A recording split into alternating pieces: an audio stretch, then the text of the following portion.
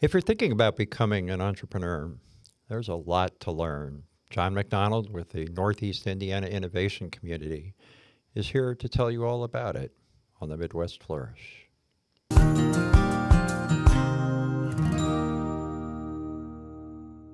Greetings, I'm Rick Farrant, and I'm your host for the Midwest Flourish. Today, our guest is John McDonald, who's a relatively new president and CEO of the Northeast Indiana Innovation Community, otherwise known as the NIIC, and he's someone who's had a long career of supporting entrepreneurial initiatives. Welcome, John. Well, it's great to be here. Thanks, Rick. So I was confused at first when I was preparing for this podcast because I had always known it as the Northeast Indiana with the center name on it, but you've changed center to community. Yeah, I think that's a subtle but I think very important shift and signals more than just a name change, right? I think for us it's a approach change, an attitude change. The NIIC's been around for 25 years, quarter century, but the original purpose of it was to build a actual incubation center, which currently sits at the corner of St. Joe and Stellhorn Roads here in Fort Wayne.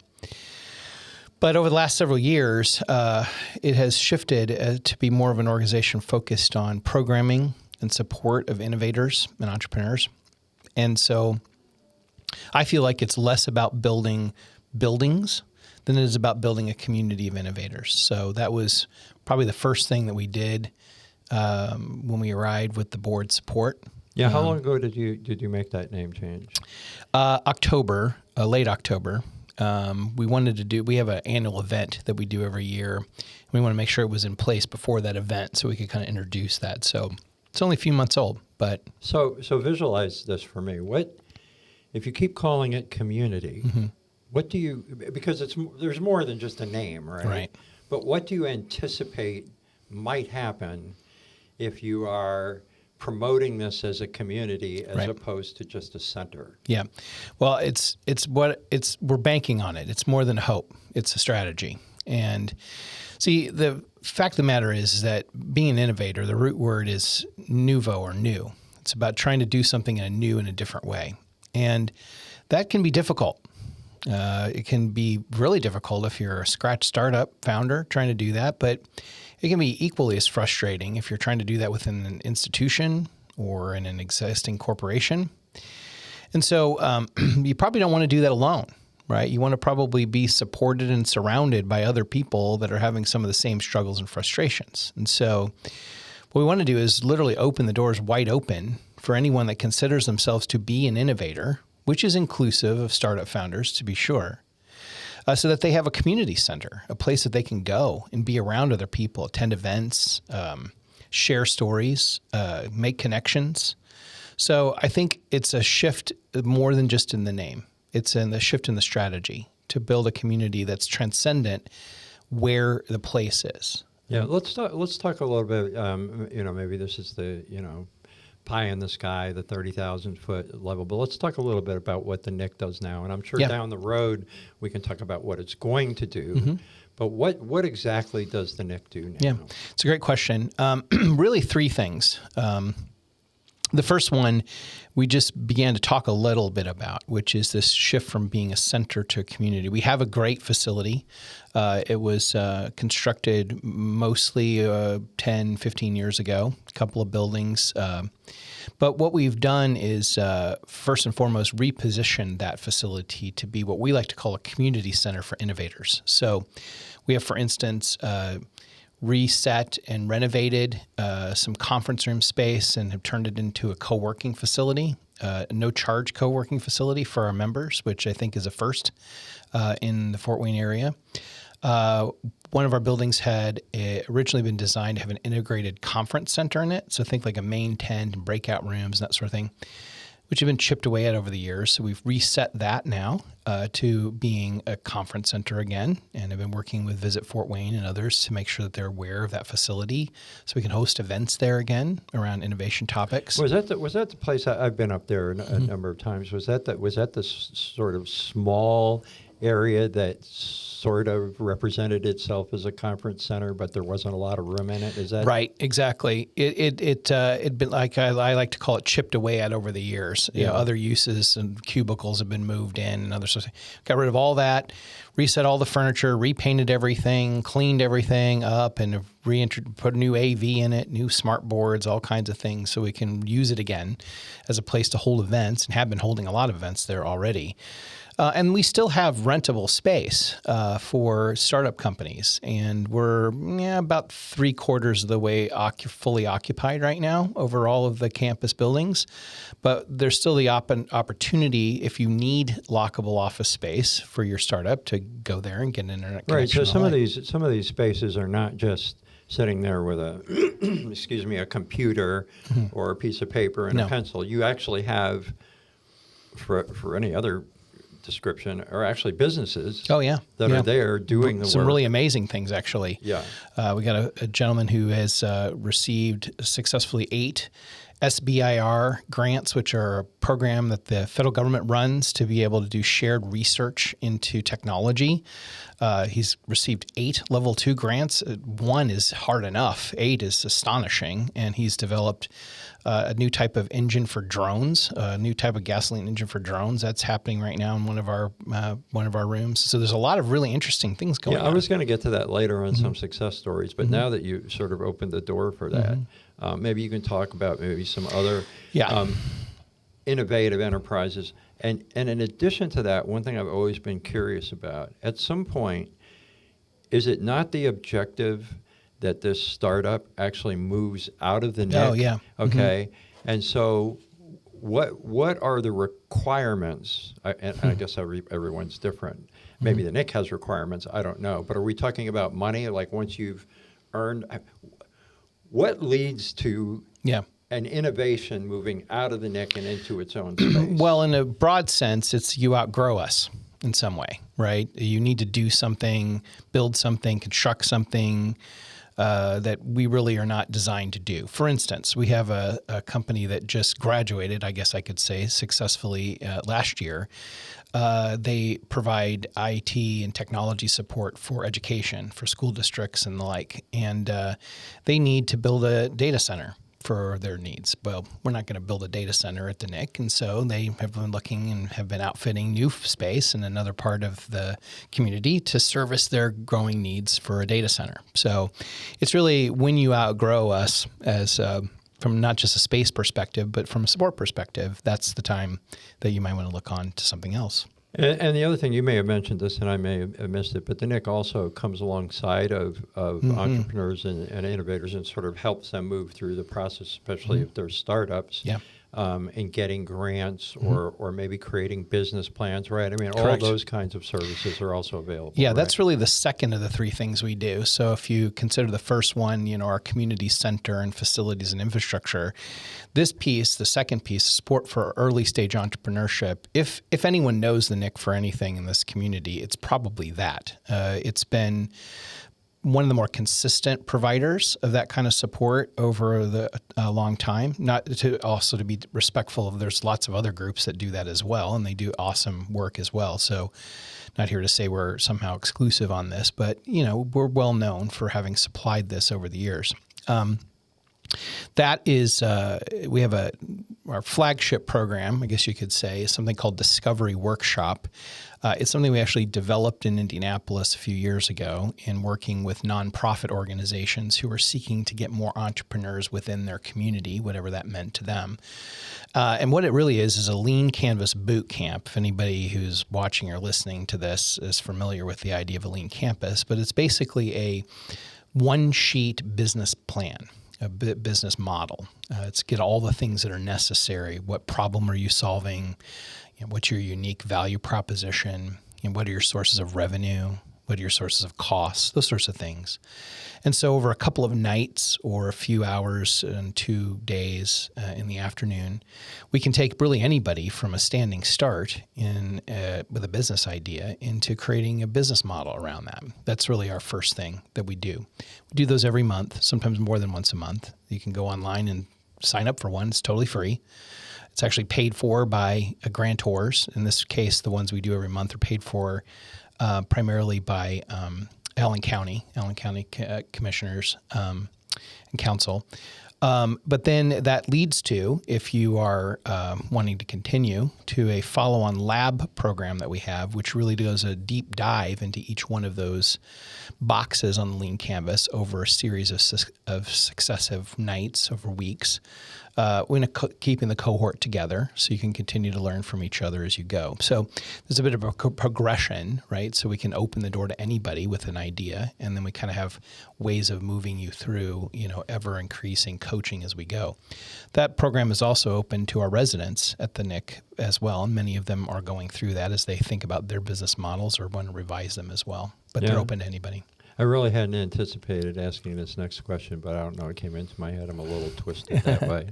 I'm going to assume that, yes, you've had successes, but there are failures, right? Of course. Right? Absolutely. And is the NIIC, so we had someone else on from the NIIC some time ago, and we talked about, how people who come in with an idea, sometimes the NIIC has to say to them, that's not going to work. Well, that's up front. Mm-hmm. Is the NIIC involved as they're moving people through this and saying, you know what, this may have seemed like a good idea, but this doesn't seem like it has legs? It's a really insightful question that you're asking. In fact, that's one of the main purposes of this discovery workshop that I'm talking about. A big part of it is outlining and explaining to people the three primary reasons why startup companies fail. In fact, they're kind of the main 3 points of the program as you go through it.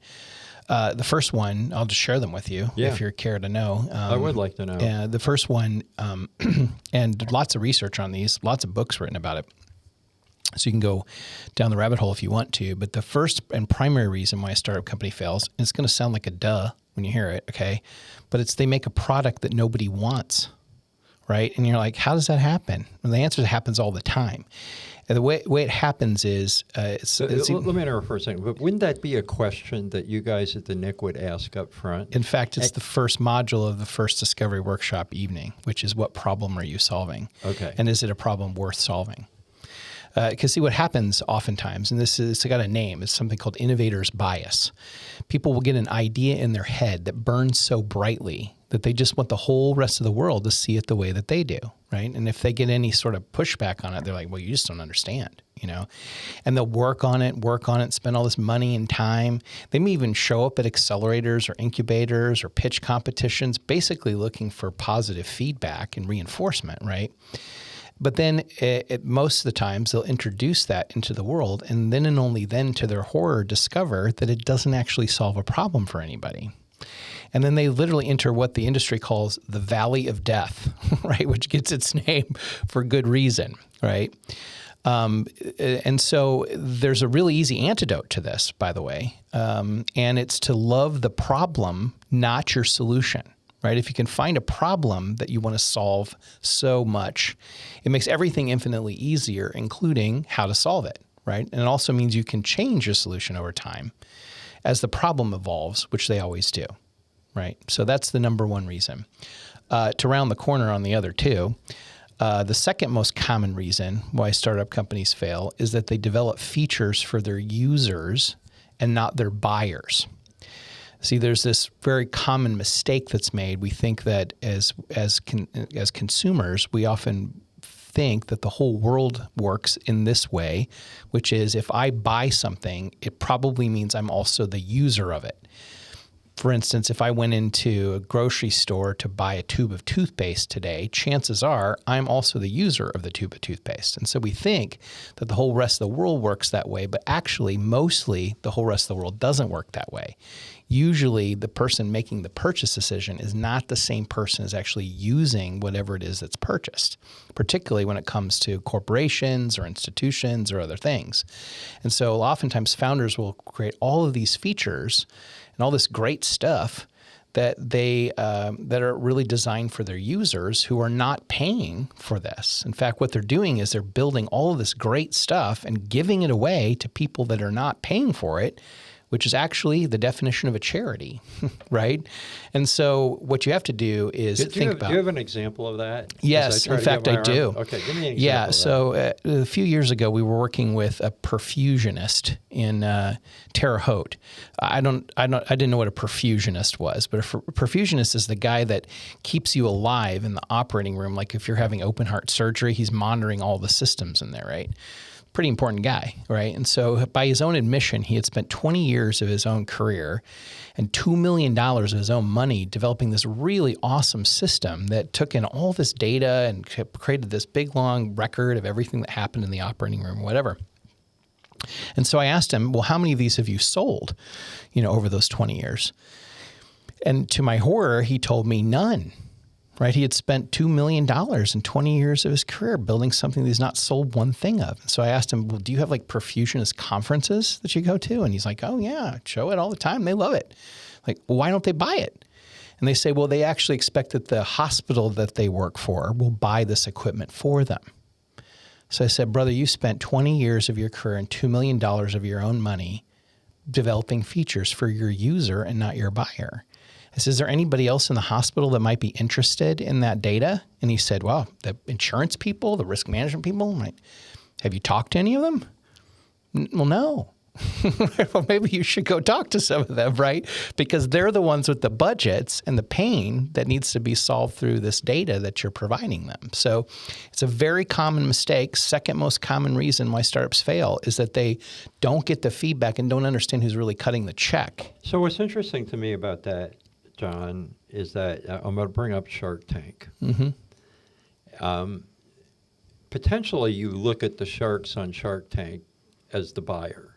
In a way. Mm-hmm. But when they are considering the innovations that are being brought to them, mm-hmm.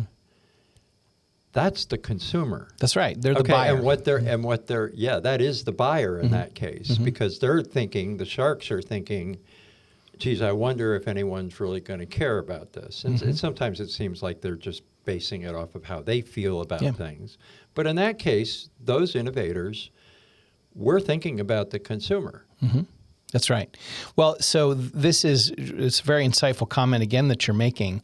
There's all kinds of ways that this becomes confusing and difficult to discern, right? Because in the end, to have a successful startup, you have to solve a problem for a buyer who's willing to pay for the solution, right? So you have to clearly understand not only who is the buyer, but also what pain you are solving for them. Right, so the buyer could be the consumer. Mm-hmm. Yeah. But the buyer could also be a corporation. That's correct. And in my example, toothpaste example, is buried into that as a couple of other side stories. It's possible that if I bought the tube of toothpaste at the grocery store that I'm also the user, but it's also possible I'm buying it for my kid, right? So I might not even be the user. Or another way to look at it is if I'm buying a tube of toothpaste, how did it get there? Well, it got there because some manufacturer made it. Let's say it's Crest toothpaste or something like that. In which case, the buyer of Crest toothpaste is actually the grocery store, not me, right? And so when they put together their marketing material, they have certain things that they give away to the grocery store to market to the end buyer that the grocery store is after. But the material that a Procter & Gamble puts together is all about their buyer, which is the grocery store, right? And so they spend a lot of time and money on what's effectively called a channel partner in solving a problem for the grocery store, which in this case is high quality toothpaste availability.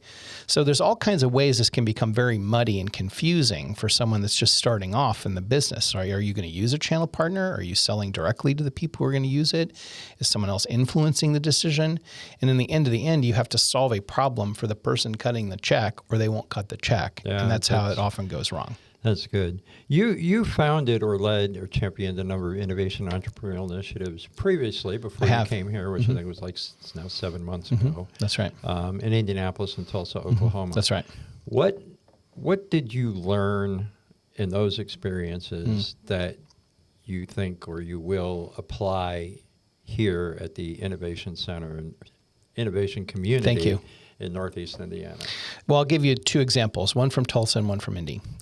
In Tulsa, the project there is called the Tulsa Innovation Labs, and it was launched by the George Kaiser Family Foundation, which is an enormous private charity there, basically to do tech-led economic development. They had, however, successfully applied for and won 2 back-to-back federal grants totaling almost $100 million to build out a drone industry in Northeast Oklahoma. I could detail a lot of reasons why that was. I wasn't familiar with the aerospace industry in Oklahoma, but it's pretty substantial. The issue, though, is that to do this, they had to work with a series of partners in the community and really work not only with them, but through them to be able to build some of this infrastructure. I'll give you an example of what I mean. Oklahoma, obviously, big portions of it were originally set up as Native American reservations. And so, two it is in Northeast Oklahoma. Tulsa actually sits at the intersection of 3 different nations. In fact, that's why it existed, was essentially a railroad stop for all the trading and people moving in and out. At any rate, what they wanted to do was to set up a drone testing range where you could fly drones, over the horizon. But they were only able to do that by partnering with the Osage Nation, which is one of those tribal nations locally, because as a independent tribal nation, they largely control their own airspace. So you can fly things over their land, if you will, that you can't fly other places. So it wouldn't be possible to set up the drone range unless you were working very deeply with the Osage Nation to be able to put that together. And in fact, enabling the Osage Nation to build their own drone testing range versus building it for them and just letting them use it. So this idea of sort of level 6 engagement, it's not just about building something and handing it over to the community or creating something and inviting people to come in and do it. It's actually enabling people to be able to do this for themselves. And so that's taking place. We're working with the city of Fort Wayne right now to figure out how we can partner with a Seed Fort Wayne, which is focused on Southeast District in Fort Wayne, how we can not just do this entrepreneurial work, but also empower successful entrepreneurs to be the teachers of this and the creators of their own stories and their own curriculum so that we can lift all the boats and really empower that community to do an order of magnitude more entrepreneurship. So it's about empowering communities versus building things and just handing them over. In Indianapolis, that was really about partnering with nonprofits to try and build more entrepreneurship within their different communities. For instance, we work with Gleaners Food Bank to work on areas of food deserts and food entrepreneurship and that sort of thing. That's where we kind of pioneered this idea of working with other philanthropic supporters in the community who are interested in more entrepreneurship. So that's changed our strategy at the NIIC of funding our work to work with other community groups. I mentioned the county here, Allen County, is supporting this work that we're doing here already, and other funding supporters within the community who want and need to see more entrepreneurship happen. So lots of lessons from previous experiences that we're bringing home here. You mentioned money. Where does the NIIC get its money from? Yeah, that's a great question. Primarily 3 different sources. Source 1, the building, of course, we do charge rents and leases for that. So the building doesn't have to make money, just can't lose money. The second and primary function, though, is grant funding. That's often and historically been federal, national grants, which are big dollars, but also come with a lot of headaches. And so we're replacing that strategy with the one I just described, which is working with more local partners so that they can see the impact of their dollars locally in the community. And then we've also started a practice serving existing businesses, helping them try to figure out what kinds of technologies they might want to implement to be able to modernize their business, to be able to take advantage of things like AI and others.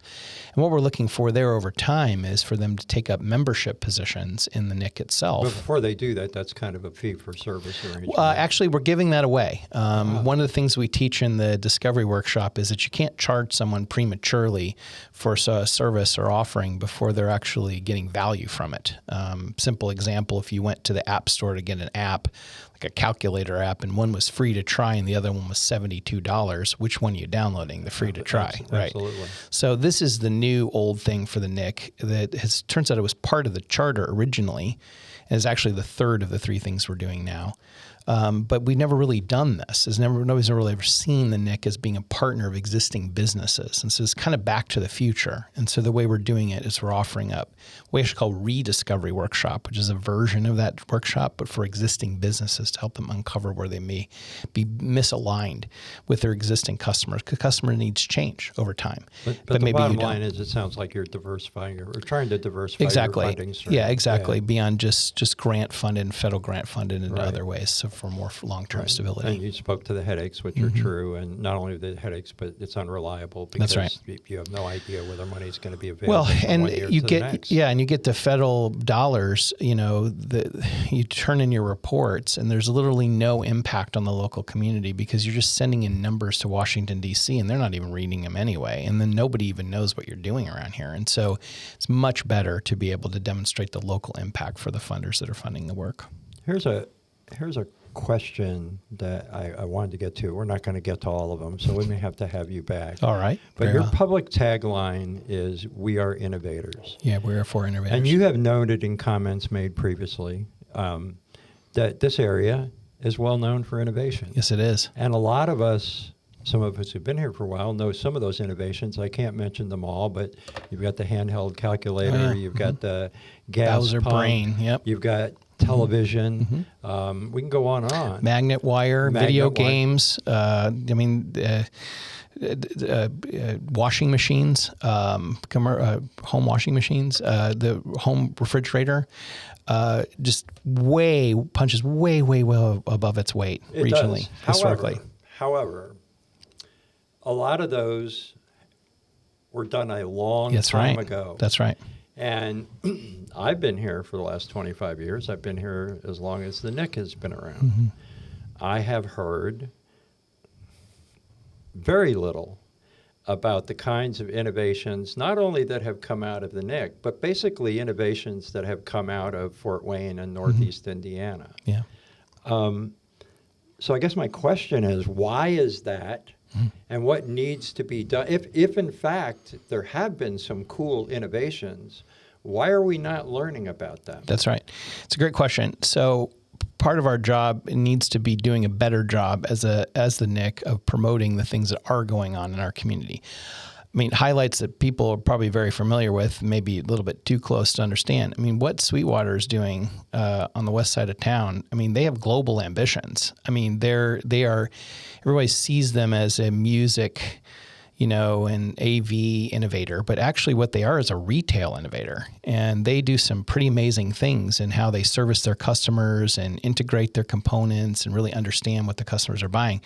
Really, world-class stuff from an innovation perspective. 80/20 out in Columbia City. This is Don Wood. Now the Don Wood Foundation is his resources from having built that business really revolutionized how you set up factories and production facilities and storage facilities using something that he actually originally prototyped originally at the NIIC and then later in the industrial park that the Seed Fort Wayne runs, the industrial building.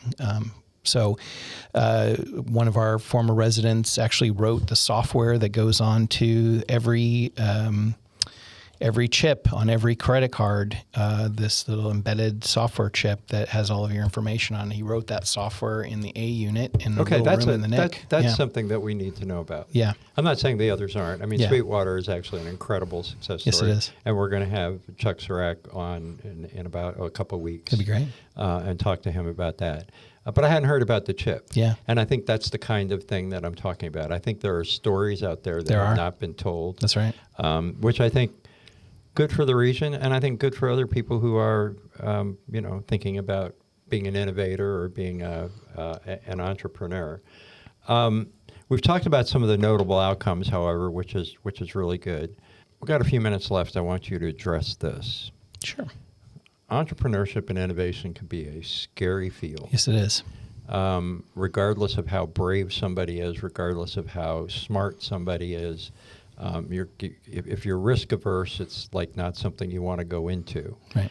There are two parts of this that I'm hoping you answer. First, the buffeting winds of the economy. Like, how in a world, in this present environment, can anybody seriously project, beyond what you talked about, which was, does a customer need or does a buyer need? How can they even figure out what the next 5 years are going to look like and what their product or innovation, what kind of role it might play in it?